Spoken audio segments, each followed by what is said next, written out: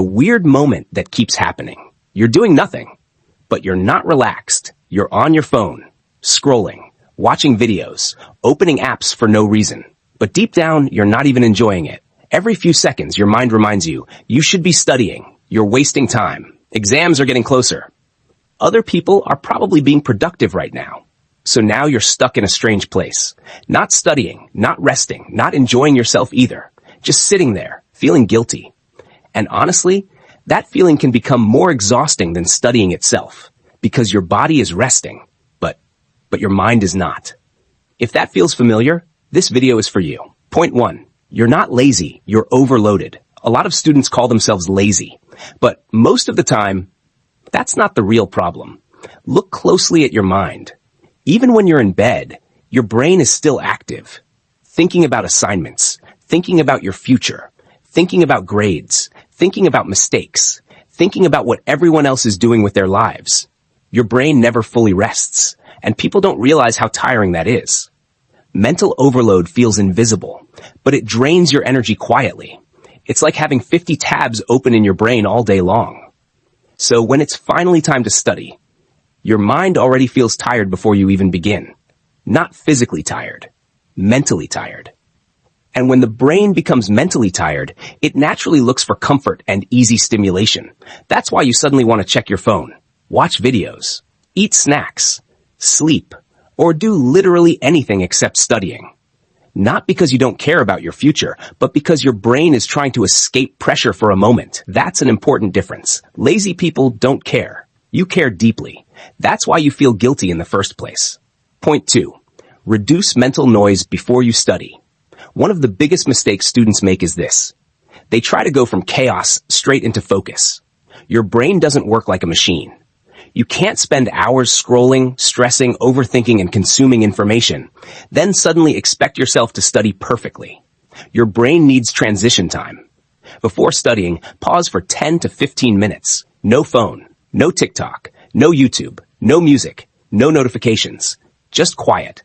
Sit outside. Walk slowly around your room. Stretch your body. Take deep breaths. At first, it will feel uncomfortable, maybe even boring. But that boredom is actually important, because for the first time all day, your brain is slowing down. Most students never give themselves silence anymore. Their brain jumps from one thing to another every second. And that constant stimulation destroys focus. But when your mind becomes calmer, studying feels less painful.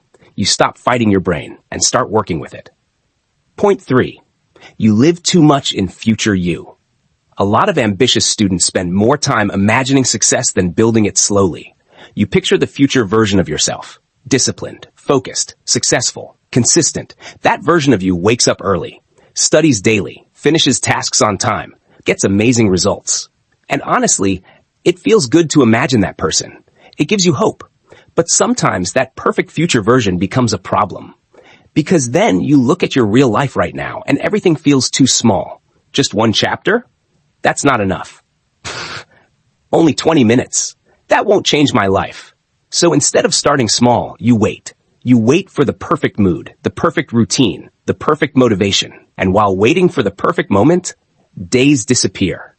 This is why perfectionism secretly creates procrastination. You delay because you want things to feel important and impressive. But progress is usually quiet and small in the beginning. Point 4. Make small actions count.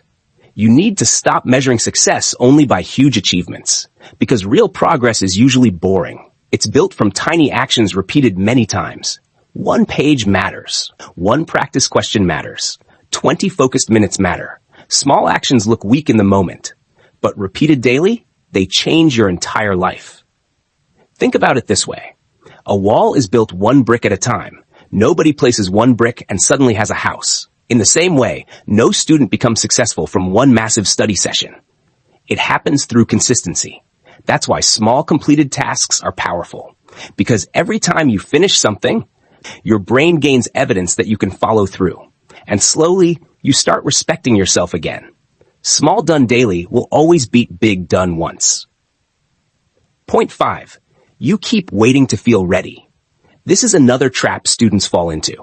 You tell yourself, I'll start when I feel motivated. I'll start when I feel focused. I'll start when my mind is clear. But the truth is, you will not feel ready most of the time. Even successful students don't always feel motivated. They just learned how to start before the feeling comes. Because action creates motivation more often than motivation creates action. Read that again. Action creates motivation, not the other way around. Most days your brain wants comfort first. That's normal. But if you keep waiting for perfect feelings before taking action, you stay stuck in waiting mode forever. And waiting feels productive because you're thinking about studying. But thinking is not the same as doing. Planning is not the same as starting. At some point, you have to move before you feel ready. Point 6. Lower your starting point. A lot of students make studying feel too heavy in their mind. They say, I need to study for 5 hours. I need to finish everything today. I need to be super productive. Immediately, the brain feels pressure, and pressure creates resistance. So instead, make the starting point smaller, very small. Tell yourself, I'll just open my notebook. I'll read 1 page. I'll study for 5 minutes. That's it. No pressure. No giant expectations, because your brain rarely fights tiny tasks. And once you begin, something interesting happens. The resistance becomes weaker. Starting is usually the hardest part, not continuing. Most people think motivation creates action, but often small action creates motivation. That first tiny step changes your mental state. And every time you successfully start, you rebuild confidence in yourself. You don't fully trust yourself anymore. This part goes deeper than productivity. You've told yourself, I'll start later too many times. And your brain remembers. You planned, delayed, avoided, repeated the cycle again and again. So now when it's time to study, part of your brain already expects disappointment. It quietly says, you probably won't do it anyway. That's why starting feels emotionally heavy now, because your self-trust became weak. And self-trust matters more than motivation. When you trust yourself, you act faster. When you don't trust yourself, you hesitate. That hesitation is not laziness. It's your brain reacting to past patterns. Rebuild trust with small promises. You don't rebuild self-trust through giant goals. You rebuild it through small promises kept consistently. Start extremely small. Read 1 page, write 1 paragraph, study for 5 minutes, and most importantly, finish it, even if you stop immediately after. Because right now, the goal is not perfection. The goal is proving something to yourself. When I say I'll do something, I actually do it. That single habit changes everything over time. Because slowly, your brain starts believing you again. The doubt becomes weaker. The resistance becomes smaller. And studying stops feeling impossible. You're not lazy. You're just stuck between a busy mind, a perfect future, and a heavy starting point. Fix those 3 things. And your life slowly changes. Not overnight, not magically, but steadily. Because the students who succeed are not always the smartest or most motivated. They're usually the ones who learned how to make starting easier and kept going.